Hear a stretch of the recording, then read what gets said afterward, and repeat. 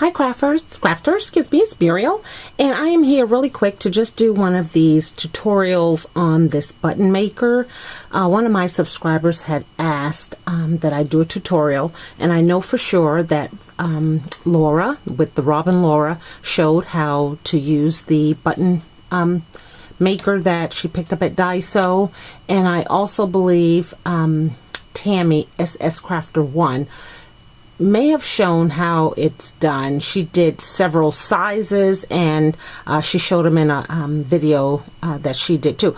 But just I'm going to go ahead and do it really quick just to show you how it's done, and then we can have 3 of us that are out there. So between the 3 of us, you should be able to locate us and find the button maker tutorial. So depending on your kit, how it comes, it'll have the button shanks and this little item here, which is part of the creation of the button, and this little thing here, which you'll see how it's used. It's just the pusher, so to speak, that kind of makes it close. Now they sell them at Daiso, but I think they've been like hard to get, so Irene had sent me a pack of the buttons and then a separate pack with the maker in it. So that's what I'm working with, but you'll see as you shop around that they're kind of sort of all the same.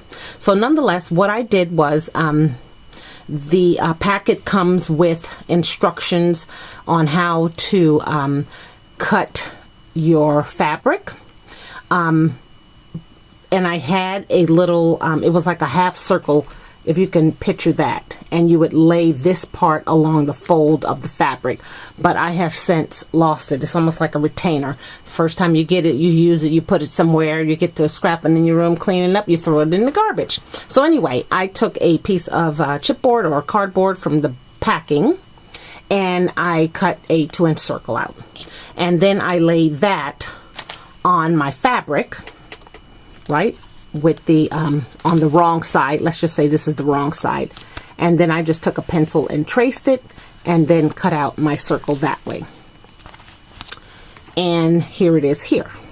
Now this is a really pretty pattern, and while I would like to have one of the designs in the center, that's not my goal when I'm cutting this pattern, because I don't want to chop it up all crazy. So I cut a long strip, and I've just been working my way. So the next one I cut, it will this will be placed like close to the edge, and I don't know what's on the other side, what's going to be centered, whether the owl or the flower or the leaf or the butterfly, but doesn't matter to me. So here's what we have. Now you take this plastic piece here, and this is what's going to house the button before you close the door on it, and out pops a covered button. So you take your fabric, the right side goes onto this little white case, and I just try to center it as much as possible so it's even all the way around the outer edge, right? And then you're going to take this part of your button, and you're going to place it on top and then press it down into the casing. Oops, I got the wrong one. Sorry, I have 2 I'm working with here, so let's push that one. This is the size. So sorry. Okay, so let's start that again. Let's make sure we have it as centered as possible. And then we'll place that button there. And then once you push it in there, okay, and I just give it a nice little tug to make sure that it's as far down on the floor of this as possible. Then you have all this fabric here, and then what I'd like to do is just kind of use my fingers to get it all down in there, and you'll notice that you press and it'll kind of stay for you, which is good. So your next step will be to take one of the closures, so to speak, because you can see the little hole there. That's where you would sew it onto whatever you're making, and you're going to place that right on top. Then you're going to come back with using your little blue piece that they have provided for you, and you're going to press, and you'll kind of hear a snap. So I'll stop talking so you can kind of hear it.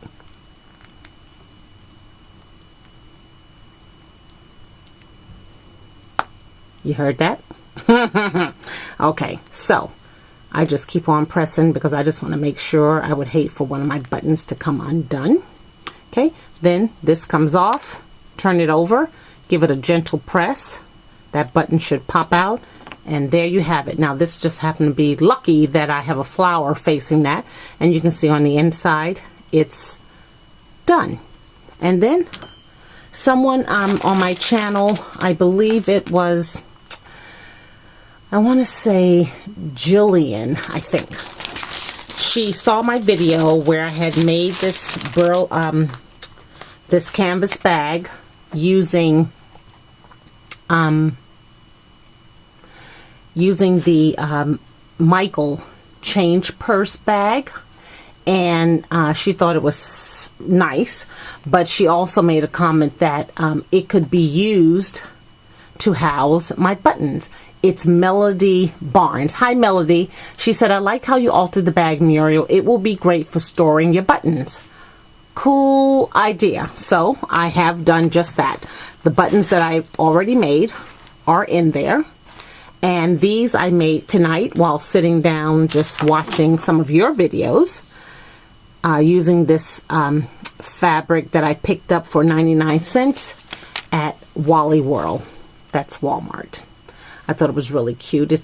It's part of that 5-pack, but it was loose, so I took it to the counter. I said 99 cents. She said okay.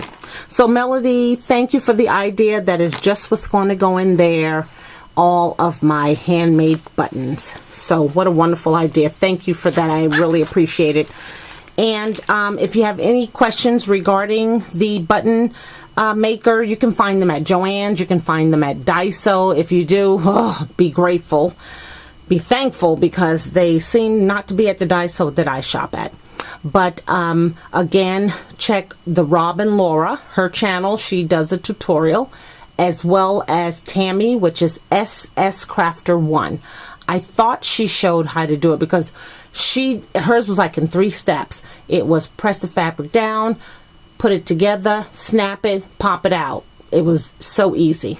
So just let me know, and I'll be more than happy to answer any questions or comments that you have. And let me just show you really quick. I went to Michael's today. I don't know if you guys have been there, but you know they have these adorable, just back this out some, wooden signs there, and they're $5, and they say almost everything. And I picked up this one. I thought it was really cute. Good things come to those who create, not for those who wait. So they have larger ones as well as smaller ones, and again, they're $5. And that's what they called wooden signs. So I picked that one up. And what else? Oh, I found this here in the clearance section. This is the Simply Pastel Silver Spray. Remember, they had been 60% off a couple of weeks ago. And I picked up some, but I didn't have the silver. And I did get me some black alcohol ink, one color that I didn't have in my supply. And I was at Ross today looking for, actually I went to Trader Joe's. That's what I did. I went to Trader Joe's, which is right next door. So then I thought, okay, I'll just stop in Ross and see what they have. And sometimes things are good and sometimes things are nothing. So I did find some paint brushes. And these are good for watercolors, acrylics, paint. And they're pretty large. They're a 12-piece assortment. So I'm just trying to find the right brush when I'm dealing with acrylic paint, because the brushes that I have, they just don't seem to spread right. Then when I rinse them and clean them and let them dry, they don't dry right. So I'm hoping that these here work well for me. So I picked up those. And then I got back to Michael's. I'm sorry, I'm jumping all over the place, but I did get 3 more of these containers, these photo cases, and I believe these are 30% off this week. They just kind of bounce back. 1 minute they're 50% off, then they're 30% off. Then you can use a coupon. Oh, and then let me see if I can kind of clear this, because I found this adorable suitcase in Ross, and you know, you've seen these kind here at Michael's. So it's pretty large, but the theme of it is Paris, and it has a lot of envelopes and letter writing and postage stuff, and it's just adorable. And what I love about it most are the latches that are on it. So I'm going to see if I can back this up a bit to show you. So it has the handle, okay, and it's pretty big, and it was only 10 bucks, and I picked it up, and I thought, and first of all, this is what turned me on, the way the latches sound. Doesn't that sound like travel? To me it does. So I purchased this because I specifically want to house